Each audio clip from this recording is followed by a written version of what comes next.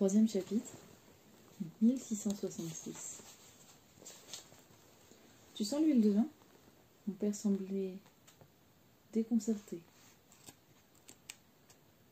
Il doutait que le simple ménage de l'atelier d'un artiste pût imprégner mes vêtements, ma peau, mes cheveux de cette odeur.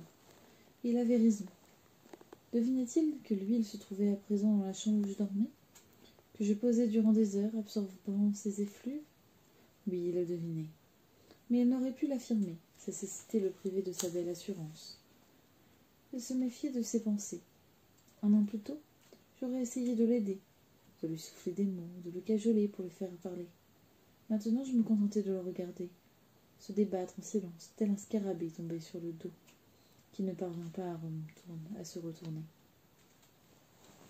Ma mère, elle aussi avait deviné, bien qu'elle eût été incapable de dire quoi. Parfois, son regard me fuyait. Quand je réussissais à le rencontrer, j'y percevais un mélange de colère contenue, de curiosité et de chagrin.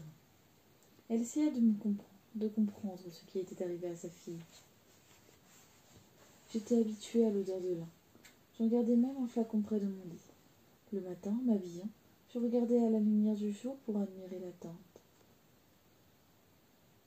Du jus de citron additionné d'une goutte de jaune Naples. C'est cette couleur que je porte à présent. J'eus envie de lui dire. Je suis vêtue de jaune, sur le tableau qu'il est en train de peindre. Soucieuse de faire diversion, je lui décrivis les autres tableaux auxquels travaillait mon maître. Une jeune femme joue du virginal, elle porte un corselet jaune et noir, celui du portrait de la fille du boulanger, une jupe de satin blanc et des rubans blancs dans les cheveux. Debout dans la partie incurvée de l'instrument, une autre femme chante, une partition à la main. Elle porte un peignoir vert garni de fourrure au-dessus d'une robe bleue. Entre les deux femmes, un homme est assis. Il tourne le dos.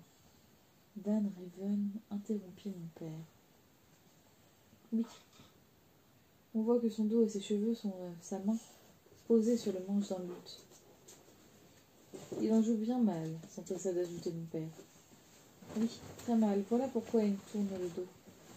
Pour le cacher, il n'est même pas capable de tenir son luth correctement. Rasséréné, mon père eut un petit rire. Il était toujours ravi d'entendre qu'un riche pouvait être un piètre musicien. Il n'était pas toujours aussi facile de lui rendre sa bonne humeur. Le dimanche passé, avec ma famille, était devenu si pénible que je commençais à souhaiter la présence de Peter Fils à nos repas. Il devait avoir remarqué les regards inquiets que je jetais à ma mère, les commentaires acerbes de mon père, le silence pesant si rare entre parents et enfants. Peter ne se permettait aucune remarque à leur sujet. Je ne le voyais jamais ni sourciller ni écarquiller les yeux, mais à l'occasion, il n'hésitait pas à dire ce qu'il avait dit. Il taquinait gentiment mon père, flattait ma mère, me souriait, et s'abstenait de me demander pourquoi je sentais l'huile de lin. Il ne semblait pas se soucier de ce que je pouvais lui dissimuler. Il avait décidé de me faire confiance. C'était un bon garçon. Cependant, je ne pouvais m'empêcher de regarder à chaque fois ses mains, pour voir s'il avait du sang sous les ongles. Il devrait les entrer dans de l'eau salée, pensai-je. Un jour, je lui dirai. Si bon garçon fut-il, il commençait à s'impatienter. Le dimanche, dans la ruelle menant au canal de Rivelle, je sentais sa fièvre, même s'il ne disait rien. Il serrait mes cuisses plus fort que nécessaire, pressait sa paume contre mon dos, le plaquant contre son ventre, dont je percevais le renflement sous les nombreuses épaisseurs de tissu. Il faisait si froid que nos caresses n'effleuraient pas nos peaux. Elles en restaient aux plis et replis de la laine, aux contours imprécis de nos membres. Les cajoleries de Peter ne m'inspiraient pas toujours du dégoût. Parfois, quand je regardais le ciel, par-dessus son épaule, et trouvais dans les nuages des couleurs autres que le blanc, ou que je m'imaginais en train de broyer du blanc, de céruse, ou du massicot, j'éprouvais comme une sensation de chaleur dans mes seins, et dans mon ventre. Je me pressai alors contre lui. Il appréciait toute réaction de ma part. Il ne remarquait pas que j'évitais de regarder son visage et ses mains. Au soir de ce fameux dimanche au Rollin d'huile de lin, où j'avais vu mes parents si intrigués et si malheureux, Peter m'emmena dans la ruelle. Là, il se mit à tâter mes seins et à me pincer les mamelons à travers ma robe. Soudain, il s'interrompit, me lançant un regard espiègle, passa ses mains sur mes épaules, puis le long de mon cou. Je n'eus pas le temps de réagir que ses doigts glissaient déjà sur ma coiffe et dans mes cheveux. Je retins ma coiffe de mes deux mains. Non! Peter me sourit. Ses yeux brillaient comme s'il avait regardé trop longtemps le soleil. Il avait réussi à dégager une de mes mèches et tirer dessus.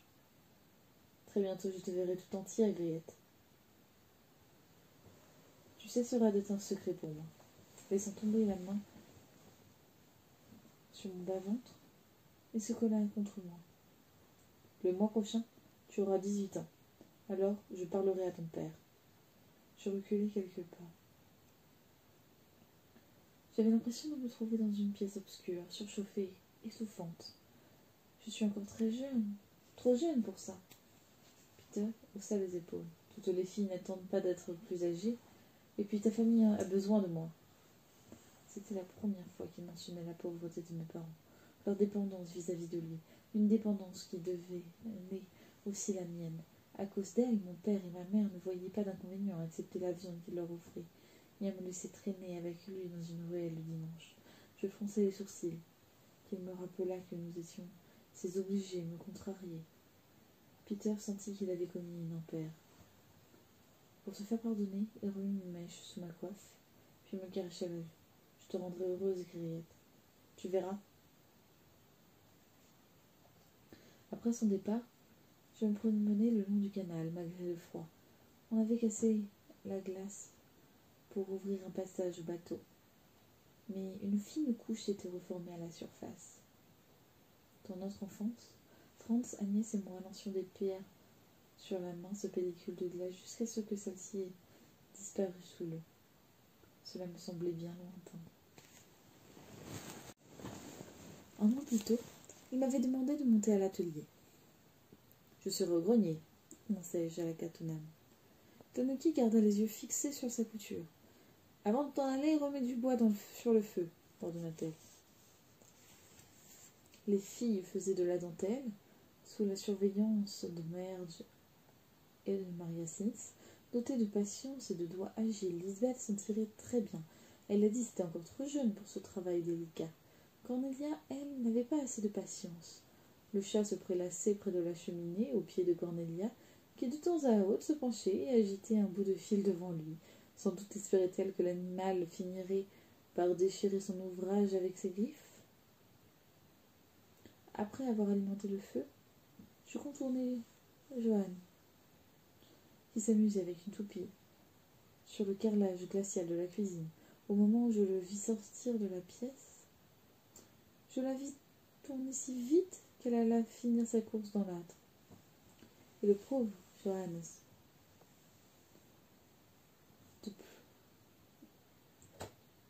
de pleurer tandis que Cornelia riait et que Marge, armée de pinces, essayait de retirer la toupie des flammes. « Chut! Vous allez réveiller Katharina et Franciscus, dit Maria Sins. Ils ne l'entendirent pas.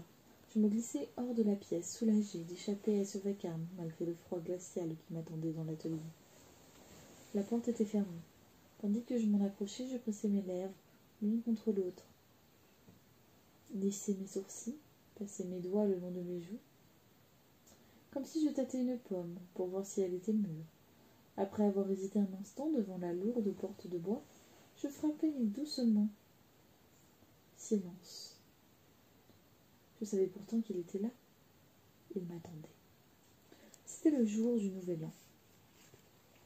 Il y avait presque un mois qu'il avait posé les premières touches de mon portrait, rien de plus. Ni taches rouges pour indiquer les formes, ni fausses couleurs, ni glacis, ni réaux. La toile vierge était d'un blanc jaunâtre. Je la voyais chaque matin en faisant le ménage. Je frappai plus fort. Il ouvrit la porte, la contrarié. Ses yeux évitaient les miens. Ne frapperez pas, Griette. Entrez juste sans faire de bruit. En se tournant, il revint à son chevalet, sur lequel la toile attendait ses couleurs. Je refermai doucement la porte, assourdissant ainsi le bruit des enfants dans la salle. Puis, je me dirigeai vers le milieu de la pièce. Maintenant, quand le moment était enfin venu, je me sentais étrangement calme. Vous m'avez demandé, monsieur? Oui, mettez-vous là-bas. Il désigna le coin où il avait placé les autres femmes. La table qu'il utilisait pour le tableau du concert était encore là. Il avait retiré les instruments. Il me tendit une lettre. Lisez, ordonna-t-il. Après avoir déplié la feuille de papier, je me penchai dessus, tout inquiète qu'il puisse s'apercevoir que je feignis seulement de déchiffrer cette écriture inconnue. En fait, la feuille était blanche. Je levai la tête pour lui dire, mais m'arrêter. Avec lui, mais mieux valait souvent ne rien dire. Je me penchai à nouveau sur la lettre. Prenez plutôt ça, dit-il en me tenant un livre relié de cuir. Celui-ci avait le dos craquelé. Je l'ouvris au hasard, étudiai une page. Je reconnus aucun des mots. Il me demanda de m'asseoir, puis de me remettre debout devant le livre, les yeux tournés vers lui. Il reprit le livre, le replaça par un pichet blanc couverte d'étain, et me dit de faire semblant de verser un verre de vin. Il me pria ensuite de rester là, à regarder par la fenêtre. Tout cela sans jamais se défaire de son air perplexe, comme s'il avait oublié la fin d'une histoire qu'on lui avait racontée. L'événement, c'est ça le problème, murmura-t-il. Je compris tout de suite. Il me faisait prendre des poses de dame alors que j'étais habillée en servante. Je pensais à la veste jaune, au corselet noir. Je me demandais lequel des deux il me demanderait de passer. Au lieu de me séduire, cette perspective me mettait mal à l'aise, non seulement parce qu'il me serait impossible de cacher à Katharina que je portais ces vêtements, mais accomplir des gestes aussi peu familiers que tenir des livres, des lettres ou me servir un verre de vin m'embarrassait. Malgré tout, mon envie de sentir la douce fourrure de la cape autour de mon cou, ce n'était pas la façon habituelle de me vêtir. Monsieur, finis-je par dire, vous devriez peut-être demander de faire autre chose, le genre de choses que fait une servante. Lesquelles, par exemple demanda-t-il en levant les sourcils et les bras croisés. Je dus attendre la mâchoire cesse de trembler avant de pouvoir répondre. Nous revoyons, Peter et moi, serrés l'un contre l'autre dans la ruelle. Ma gorge se serra. Eh bien, coudre, balayer, passer la serpillière, aller chercher de l'eau, laver les draps, couper le pain, faire les vitres. Vous aimeriez que je vous représente avec votre balai? Comment vous répondre, monsieur? Ce n'est pas mon tableau. Il fronça les sourcils. Non. Ce n'est pas le vôtre. On aurait dit qu'il se parlait à lui-même. Non. J'aimerais pas que vous me peigniez avec mon balai, dis-je, surprise de mes propres paroles. Vous avez bien raison, Gaëlle. Je ne vous peindrai pas un balai à la main. Mais je ne peux pas porter les vêtements de votre épouse. Il y eut un long silence. Non, c'est vrai, dit-il, mais je me refuse de vous présenter en servante. Comment alors voulez-vous me présenter, monsieur, tel que je vous ai vu la première fois, Gaëlle? Seule. Il approcha une chaise du chevalet, face à la fenêtre du milieu. Je m'assis, je savais ce que serait là ma place. Il allait trouver la pause qu'il m'avait demandé de prendre un mois plus tôt, quand il avait décidé que je lui servirais de modèle. Regardez par la fenêtre, dit-il. Je contemplais au dehors la grisaille hivernale, et se souvenant du jour que j'avais remplacé la fille du boulanger, j'essayais de ne rien voir, pour apaiser mon esprit. Voilà qui était difficile, car je pouvais m'empêcher de penser à mon maître et à moi, assise en face de lui. La cloche de la nouvelle église sonna 2 coups. Maintenant, tournez la tête lentement vers moi. Non pas les épaules, juste la tête, doucement. Ça y est. Un tout petit peu plus pour que... Ça y est, ne bougez plus. J'obéis. Il me fut d'abord impossible de croiser son regard, car j'avais l'impression d'être assise près d'un feu qui soudain s'embrase. Au lieu de cela, je fixai son menton, décidé ses lèvres minces. Voyons, Griette, vous ne me regardez pas. Je m'efforçai de lever les yeux vers les siens. À nouveau, je ressentis comme une brûlure, mais je supportai en silence l'épreuve qu'il m'imposait. Bientôt, j'eus moins de mal à le regarder dans les yeux. Il me regardait comme s'il ne me voyait pas, comme s'il voyait quelqu'un ou quelque chose d'autre, comme s'il regardait un tableau. Il étudie la même lumière sur mon visage, et non pas mon visage lui-même, je me dis. Voilà toute la différence. J'aurais presque pu ne pas être là. Une fois que j'en pris conscience, je fus capable de me détendre un peu, puisqu'elle ne me voyait pas. Je ne me voyais pas non plus. Ma pensée se mit à vagabonder. Je songeais au civet de lièvre pourrin que nous avions mangé au déjeuner, au col de dentelle que Lisbeth m'avait donné, à une histoire que Peter fils m'avait racontée la veille. Puis je ne pensais plus à rien. Mon maître se leva 2 fois pour me modifier la position de l'un des volets à plusieurs reprises. Il alla chercher divers pinceaux et couleurs dans son placard. J'observais ce mouvement comme si, de la rue, je regardais à travers la fenêtre qui se déroulait dans la pièce. La cloche de l'église sonna 3 coups. Je battis des paupières. Surprise qu'une heure eût déjà passé. J'avais l'impression d'être envoûtée. Je le regardais.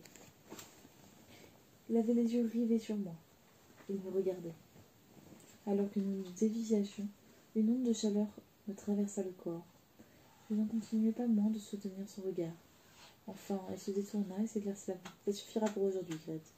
J'ai mis quelques os au grenier, je vous demande de les broyer. J'acquiesçai dans la tête et m'esquivai, le cœur battant. Il peignait mon portrait. Poussez votre coiffe en arrière pour dégager votre visage, me dit-il un jour. En arrière pour dégager mon visage répétai-je niaisement. Je le regrettai aussitôt. Il préférait que j'obéisse en silence, ou si je parlais, que cela ne valût vraiment pas la peine. Il ne me répondit pas. J'écartai de ma joue le bord de ma coiffe, qui était de son côté. La pointe amidonnée me rafla le cou. Encore un peu, dit-il, je veux voir le contour de votre visage. Après un instant d'hésitation, j'obéis. Son regard descendit le long de ma joue. Montrez-moi votre oreille. Cela me contrariait, mais je n'avais pas le choix. Je baissai ma main sous ma coiffe, m'assurant que mes cheveux étaient bien en place. Rentrant quelques mèches derrière mon oreille, puis je tirai ma coiffe en arrière, révélant le bas de mon oreille. En dépit de son silence, son expression évoquait un soupir.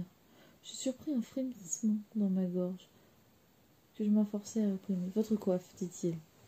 Enlevez-la. Non, monsieur. Non ? Ne me demandez pas ça, monsieur. Je relâchai ma coiffe, elle retomba sur mon oreille et ma joue. Je regardai le sol des carreaux, gris et blanc devant moi, propre et bien aligné. Vous ne voulez pas retirer votre coiffe ? Non. Et pourtant, vous ne voulez pas que je vous représente en servance avec votre balai et votre coiffe, ni en dame vêtue de satin, de fourrure et frisée au fer. Je gardai le silence. Je ne pouvais pas lui montrer mes cheveux. Je n'étais pas le genre de fille à rester tête nue. Il remua sur sa chaise, puis se leva. Je l'entendis entrer dans la réserve. Il revint, les bras chargés d'étoffe, qu'il laissa tomber sur mes genoux. Voyez ce que vous pouvez tirer de ça, Griette. Fabriquez-vous une coiffure avec un de ces bouts d'étoffe. Une coiffure qui ne vous donnera l'air ni d'une servante, ni d'une dame. J'étais incapable de dire s'il était fâché ou amusé. Il quitta l'atelier, fermant la porte derrière lui. En triant ces morceaux d'étoffe, je découvris 3 coiffes, trop fines et trop petites pour moi. Je trouvais là des chutes de tissu, dans les tons jaunes, marron, bleu et gris. Reste de robe, de veste de Katrina s'était confectionné. Je ne savais que faire. Je laissai mon regard errer autour de moi, comme si l'atelier recelait une réponse. Mes yeux tombèrent sur le tableau de l'entremetteuse. On y voyait une jeune femme, tête nue, les cheveux retenus par des rubans. Et une vieille femme, qui, elle, avait enroulé les avait enroulés, entrecroisant une sorte de turban autour de sa tête. Parce que cela... Peut-être est-ce cela qu'il attend de moi, me dis-je. Peut-être est-ce ainsi que se coiffent les femmes qui ne sont ni des dames, ni des servantes, ni quoi que ce soit d'autre. Je choisis une bande d'étoffe marron, et l'emportai à la réserve, où il y avait un miroir. J'enlevai ma coiffe, prenant pour modèle la coiffure de la vieille femme du tableau. J'enveloppai ma tête de ce bandeau du mieux que je pus. J'avais curieuse allure. Je devais la laisser me présenter avec mon balai, me dis-je. L'orgueil m'a rendue vaniteuse. Quand il revint et vit mon accoutrement, il se mit à rire. Je ne l'avais pas souvent entendu rire. De temps à autre, avec les enfants, une fois, avec le Van Huck, je fronçais les sourcils.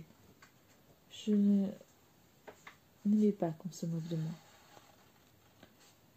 Je fais ce que vous m'avez demandé, protestai-je. Il reprit son sérieux. Vous avez raison, Gaillette, excusez-moi. Votre visage, maintenant. Que j'en vois un peu plus, et s'interrompit. Je me suis toujours demandé ce qu'il avait voulu dire.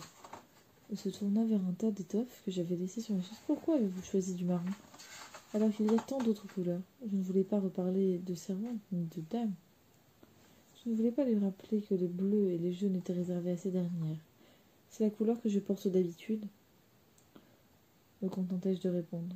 Il sembla lire ma pensée. Tanuki portait du bleu et du jaune quand j'ai fait son portrait il y a quelques années, rétorqua-t-il.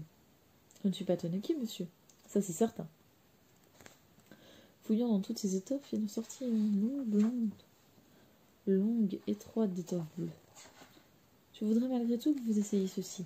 Je regardai le tissu. Il n'y en a pas assez pour recouvrir ma tête. Alors prenez aussi ce morceau-là. Il ramassa un bout de tissu jaune bordé du même bleu et me le tendit. J'emportai à contre-cœur les étoffes dans la réserve, et debout devant le miroir, j'essayai à nouveau de me faire une coiffure. Je nouai le tissu bleu sur mon front, puis j'enroulai le jaune plusieurs fois autour de mon crâne, jusqu'à ce que celui-ci soit entièrement recouvert. Je rentrai à l'extrémité sur le côté, j'ai rangé quelques plis, lissé la bande bleue sur mon front, et retourné dans l'atelier. Il était en train de lire. Aussi ne m'avait-il pas me rasseoir quand j'ai repris la même pose.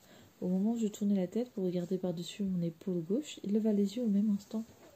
L'extrémité du tissu jaune se défit et tomba sur mon épaule. Oh, murmurai-je, craignant que l'étouffe, en glissant, ne laissât voir mes cheveux. Elle resta en place. Seule l'extrémité de l'étoffe jaune pendait. Mes cheveux restèrent cachés. Bien, dit-il. C'est parfait, Griette. Parfait. Il refusa de me montrer le tableau et le posa sur un autre chevalet, 2 billets par rapport à la porte, et m'interdit de le regarder. Je promis de lui obéir. Mais certains soirs, couché dans mon lit, j'avais envie de m'envelopper dans une couverture et d'aller en cachette y jeter un coup d'œil. Il n'en saurait rien, mais il devinerait. Il ne pouvait me regarder assis ce jour-là, jour après jour, sans deviner que je lui avais désobéi. Je ne pouvais ni ne voulais lui cacher quoi que ce fût. Je redoutais aussi de découvrir la façon dont il me voyait. Mieux valait que cela reste un mystère. Il dit pigement qu'il me demanda de mélanger et de ne me fournir aucun indice. Ocre, noir, blanc de Céruse, jaune de Naples, outre-mer, lac, rouge. J'avais déjà préparé ces couleurs et à d'autres occasions. Il aurait aussi bien pu les utiliser pour le tableau du concert. Il travaillait rarement à 2 toiles en même temps. Il n'aimait pas passer de l'une à l'autre, mais cela lui permettait cette fois de cacher plus aisément qu'il faisait mon portrait. Peu de gens le savaient. Van Riven était de cela. C'était bien sûr à sa demande que mon maître avait entrepris ce tableau. Mon maître avait dû accepter que j'y figure seul pour ne pas avoir à me présenter en compagnie de Van Riven. Ce dernier posséderait donc mon portrait. Cette idée me déplaisait, tout comme elle devait, je pense, déplaire à mon maître. Maria Stins connaissait, elle aussi, l'existence de ce tableau, dont elle avait sans doute négocié les conditions avec Van Riven. Allant et venant à sa guise dans l'atelier, elle pouvait regarder mon portrait à tout loisir, privilège qui m'était refusé. Parfois, je me lorgnais du coin de l'œil, avec une expression bizarre qu'elle ne parvenait pas à dissimuler. Je soupçonnais Cornelia de connaître elle aussi l'existence de ce tableau. Un jour, je la surpris, à un endroit où elle n'avait rien à faire, dans l'escalier menant à l'atelier. Je lui demandai pourquoi elle se trouvait là. Elle refusa de me répondre. Plutôt que de la traîner chez Maria Sins ou Katharina, je la laissai partir. Je préférais ne pas provoquer d'incident, surtout pendant qu'il travaillait à mon portrait. Van von Heuck en avait été informé. Un jour, il apporta sa chambre noire, qu'il installa de manière qu'ils puissent tous deux me regarder. Il ne me sembla pas surpris de me voir assis sur ma chaise. Mon maître devait l'avoir prévenu. Il regarda dans mon étrange coiffure, mais ne se livra à aucun commentaire. Ils se servirent de l'appareil à tour de rôle. J'avais appris à rester assise, sans bouger, ni penser, sans me laisser distraire par le regard de mon maître. Cela m'était plus difficile avec cette boîte braquée sur moi. Pas d'yeux, de visage ou de corps tournés vers moi, seulement une boîte et une robe noire drapant un dos bossu. Je me sentais mal à l'aise. Je ne savais plus au juste de quelle façon il me regardait. Il me fallait toutefois reconnaître que c'était flatteur d'être examiné ainsi par deux messieurs, même si je ne voyais pas leur visage. Mon maître quitta la pièce pour aller chercher un morceau de chiffon, assez doux pour nettoyer les lentilles. Dès qu'il a entendu le pas de son ami dans l'escalier, Van von Heuck me dit à voix basse: « Prenez garde, ma chère. Que voulez-vous dire, monsieur ? Vous n'êtes pas sans savoir qu'il peint votre portrait pour satisfaire Van Raven. L'intérêt que porte ce dernier incite à votre maître à vous protéger. » J'acquiesçai de la tête secrètement, contente d'entendre ce que je soupçonnais. Restez en dehors de leurs histoires. Vous pourriez en pâtir. Je continuai à garder la pose requise pour le tableau. Je le secouai, malgré moi, les épaules, comme pour me débarrasser d'un châle. Il ne voudra jamais aucun mal, monsieur. Dites-moi, cher enfant, connaissez-vous vraiment les hommes ? Me sentant rougir, je détournai la tête. Je revis mes étreintes dans la ruelle avec Peter Fils. La rivalité pour les hommes possessifs, l'intérêt que vous témoigne votre maître, est dû en partie à celui que vous porte Van Raven. Je gardai le silence. Votre maître est un homme exceptionnel, poursuivit Van von Heuck.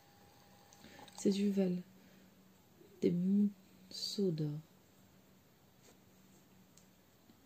Mais cette fois, il voit ce monde tel qu'il voudrait qu'il soit, et non tel qu'il est vraiment.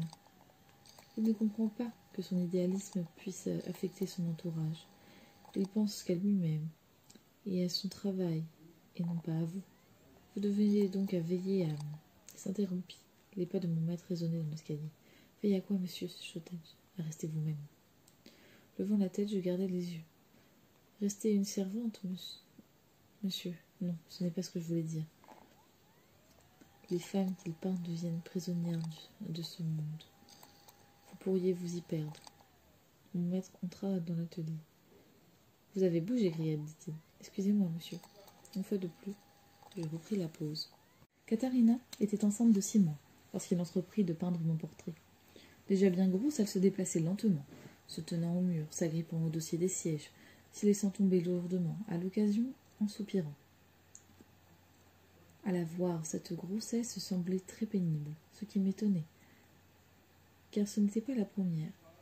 Même si elle ne se plaignait pas haut et fort, elle donnait l'impression que chaque geste était pour elle une punition.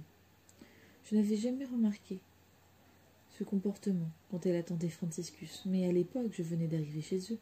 Je ne voyais pas grand-chose au-delà du tas de linge sale que je devais laver chaque matin. À mesure qu'elle s'arrondissait, Katharina se repliait sur elle-même. Elle continuait à s'occuper des enfants à l'aide de Merge, à s'intéresser à la tenue de la maison, à nous donner des ordres à Tanuki et moi, à faire des courses avec Maria Sins. Une partie d'elle-même était cependant ailleurs avec le bébé qu'elle portait.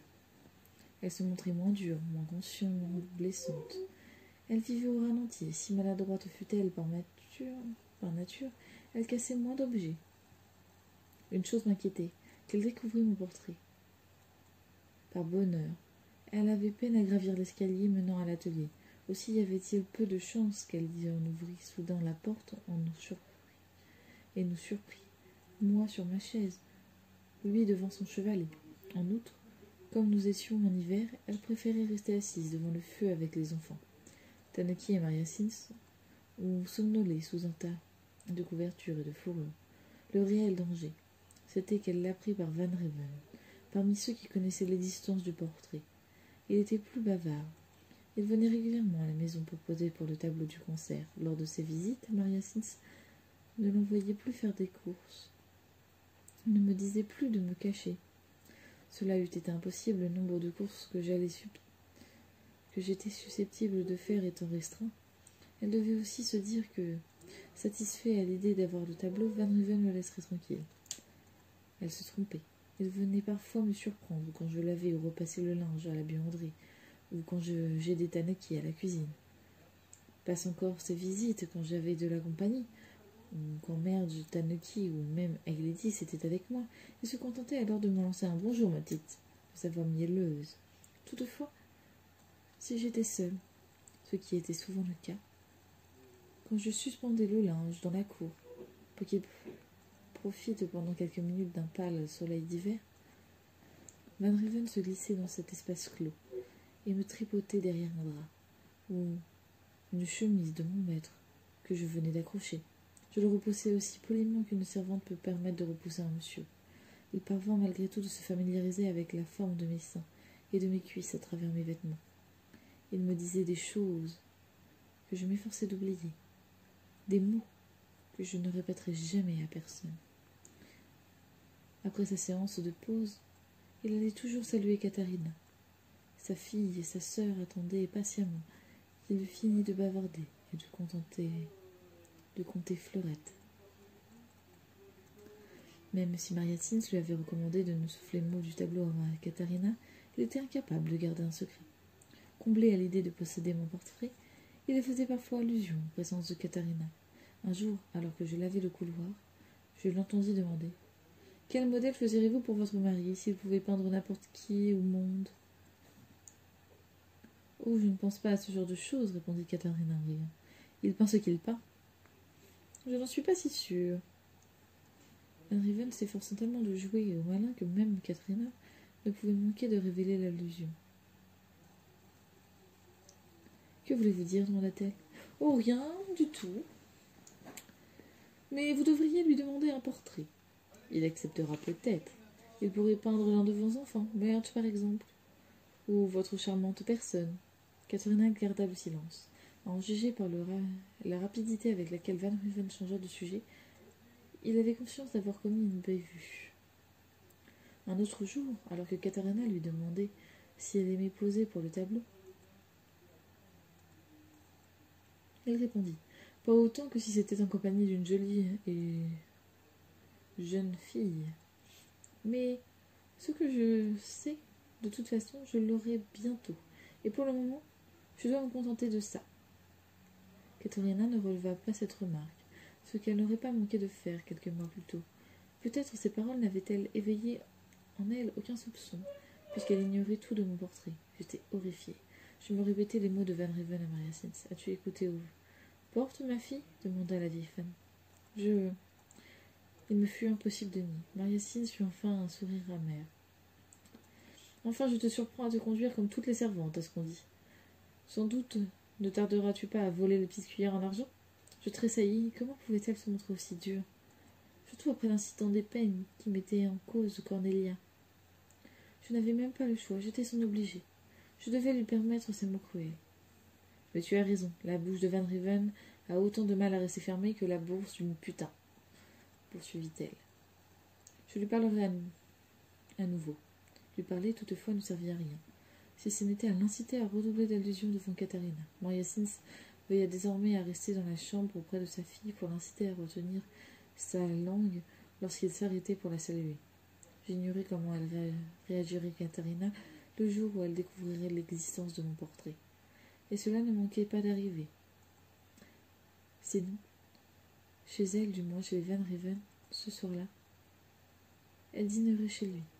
Elle lèverait les yeux et me verrait sur un mur. la fixant du regard. Il ne travaillait pas tous les jours à mon portrait. Il avait aussi entrepris le tableau du concert, avec ou sans Van Riven et ses compagnes. En leur absence, il peignait le décor, ou me demandait de poser la place de l'une des femmes, la jeune fille assise devant le virginal ou la chanteuse tenant une partition. Je ne portais pas leurs vêtements. Mon maître avait simplement besoin d'une silhouette. Parfois, les deux femmes venaient sans Van Riven.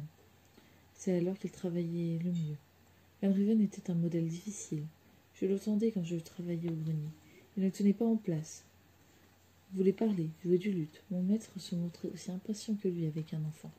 Mais parfois je percevais, à son ton de voix, qu'il se rendait ce soir-là à la taverne et en reviendrait les yeux brillants, comme des boutons d'argent.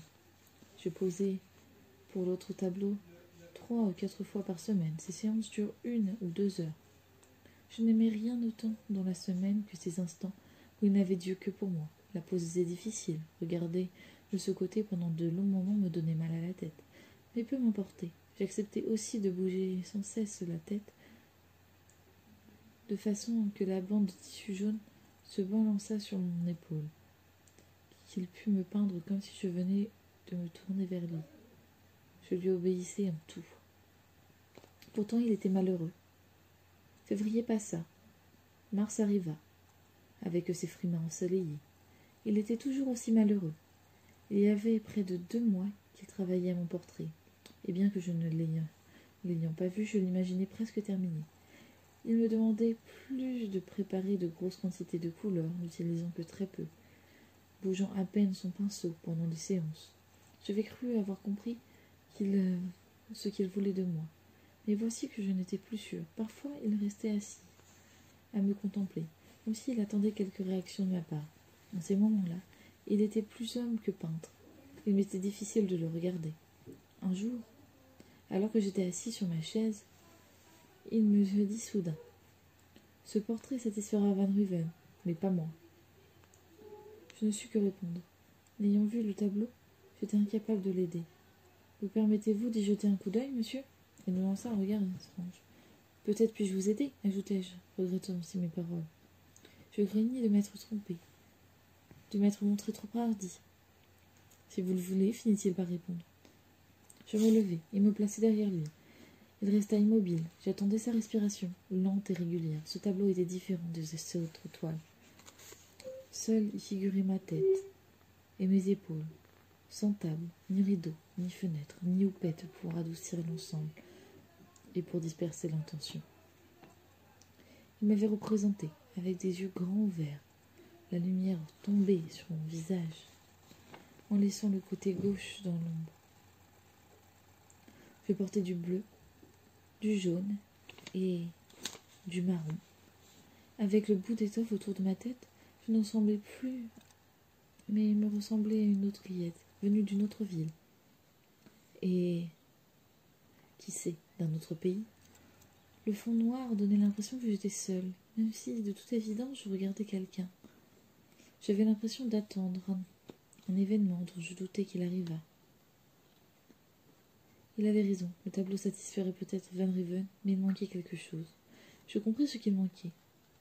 Percevant ce qui faisait défaut, cette touche de lumière dont il s'était servi pour aguicher l'œil, dans d'autres toiles, je frissonnai. Et ce sera la fin, dis-je. Je ne me trompais pas.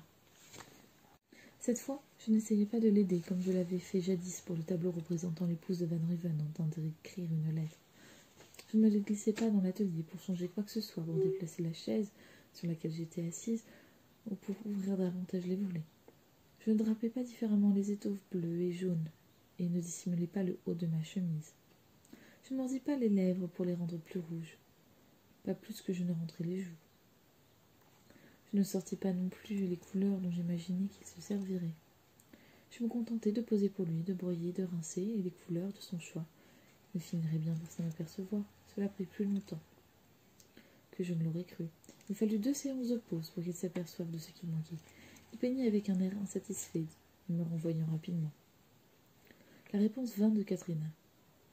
Un après-midi, Merge et moi cirions les chaussures dans la buanderie, tandis que les filles réunies dans la grande salle regardaient leur mère se parer avant de se rendre à une fête donnée à l'occasion d'une naissance.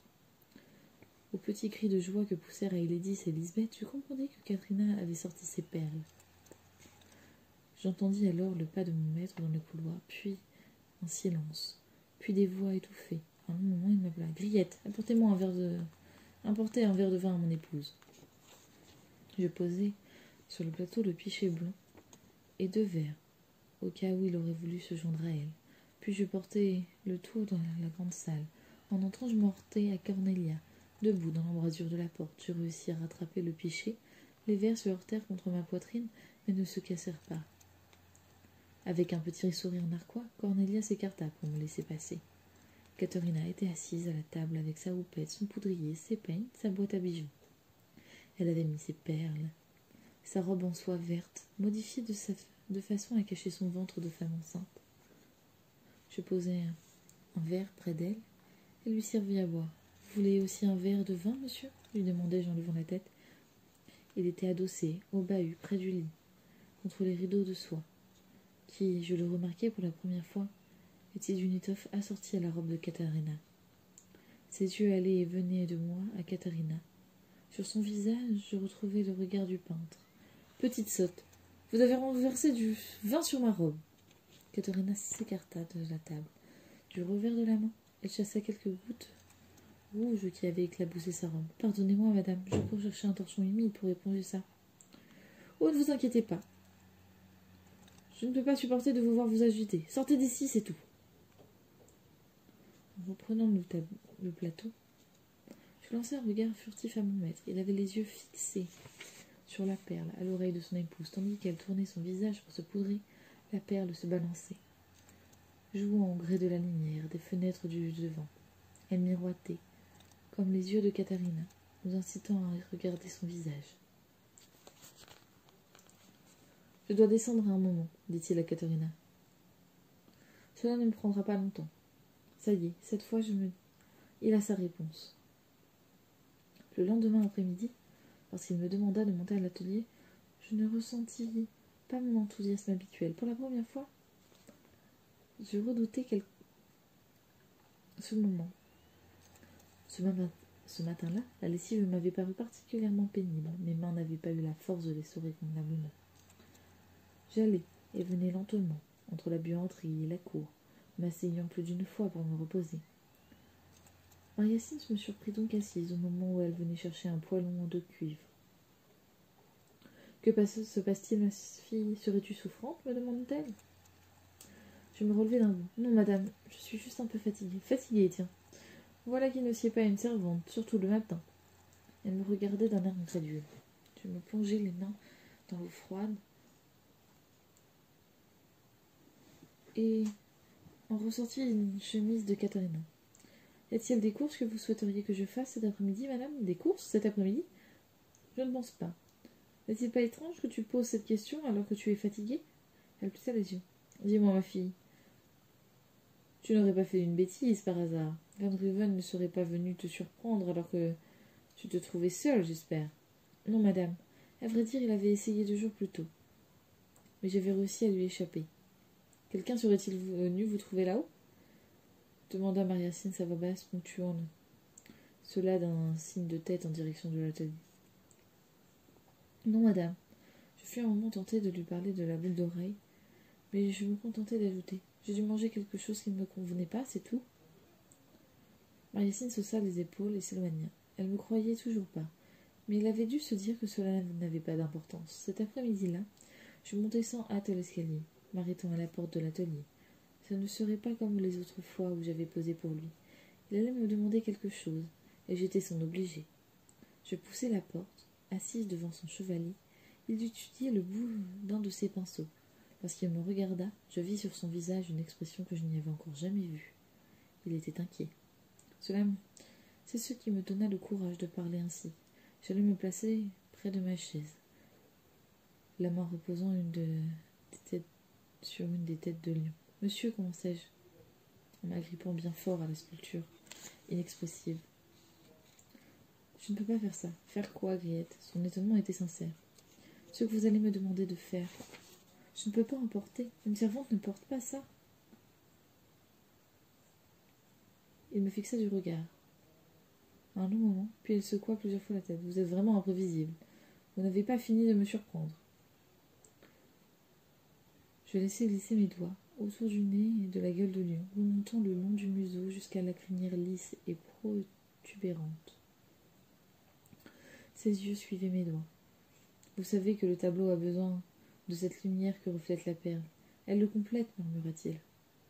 Je le savais, bien sûr. Je n'avais pas regardé le tableau très longtemps, car me voir ainsi produit sur moi un effet trop bizarre. Mais j'avais perçu immédiatement qu'il avait besoin de la perle. Sans elle, il n'y avait que mes yeux, ma bouche, la garniture de ma chemise, l'ombre derrière mon oreille, les détails séparés et distincts. La perle en ferait un tout. Elle compléterait le tableau. Elle m'enverrait aussi à la rue. Je savais qu'il n'emprunterait qu'une boucle d'oreille. Ni à Van Riven, ni à Van Leeuwenhoek, ni à personne. Il avait repéré la perle de Katharina. Il me la ferait porter, et se servait pour ses tableaux ce qu'il voulait, sans tenir compte des conséquences. Van Leeuwenhoek m'avait prévenu. Le jour où Katharina reconnaîtrait sa boucle d'oreille sur le tableau, elle exploserait. J'aurais dû le supplier de ne pas causer ma perte. Vous peignez ce tableau pour Van Riven, répliquai-je. Pas pour vous. Cela a-t-il une si grande importance? Vous avez dit vous-même qu'il en serait satisfait. Ses traits surdurcissent. Je compris que mieux valut que je me taise. Je ne cesse jamais de travailler à un tableau si je sens qu'il nous manque encore quelque chose. Peu importe à qui il est destiné, maugréa-t-il. Ce n'est pas ainsi que je travaille. Non, monsieur, dis-je, la gorge serrée, les yeux fixés sur le sol dallé. Quelle sotte, pensai-je. Ma mâchoire se contracta. Allez vous préparer. J'inclinai la tête et me hâtai vers le débarras, où je rangeais les étoffes bleues et jaunes. Jamais je l'avais aussi vivement ressenti sa désapprobation. Je ne sentais pas être capable d'y faire face. J'enlève ma coiffe, et sentant que le ruban qui retenait mes cheveux se renouait, je le retirai. Je tendais la main pour tenter de le rassembler, mes cheveux, quand j'entendis claquer une des dalles disjointes de l'atelier. J'étais pétrifiée. Jamais il n'était rentré dans le débarras quand je me changeais. Jamais il ne m'avait demandé cela. Je me retournai, les mains dans les cheveux. Il se tenait sur le seuil de la porte et me regardait. Je baissai les mains. Mes cheveux retombèrent sur mes épaules brunes, comme au champ à l'automne. Personne d'autre que moi ne les avait jamais vus. Vos cheveux, dit-il. Sa colère s'en était allée. Enfin, il éloigna son regard de moi. Maintenant qu'il avait vu mes cheveux, maintenant qu'il m'avait vue telle que j'étais, je n'avais plus l'impression qu'il me restait quelque précieux trésor à garder pour moi seule. Je pouvais me sentir plus libre, sinon avec lui, du moins avec quelqu'un d'autre. Désormais, peu m'importait ce que je faisais ou ne faisais pas. Ce soir-là, je me sauvai de la maison, pour aller retrouver Peter Fils, dans l'une des tavernes près du marché à la viande, où les bouchers venaient boire. Ne prétendant aucune intention au sifflement ni aux commentaires, j'allai droit vers lui et lui demandai de me suivre. Il posa sa vieille bière, ouvrit de grands yeux et sortit derrière moi. La prenant alors par la main, je l'emmenai dans une ruelle voisine. Une fois là, je remontai ma jupe et le laissant faire jusqu'à ce que bon lui semblait. Enlaçant son cou de mes bras, je me cramponnais tandis qu'il se glissait en moi à petits coups rythmés. Il me fit mal, mais en revoyant dans l'atelier mes yeux, avec mes cheveux épars et sur les épaules, je ressentis une certaine émotion qui ressemblait au plaisir. Plus tard, au retour du coin des papistes, je me lavai avec du vinaigre. Je revis le tableau. Je notai qu'il y avait ajouté une fine mèche de cheveux. Elle dépassait de l'étoffe bleue, juste au-dessus de mon œil gauche.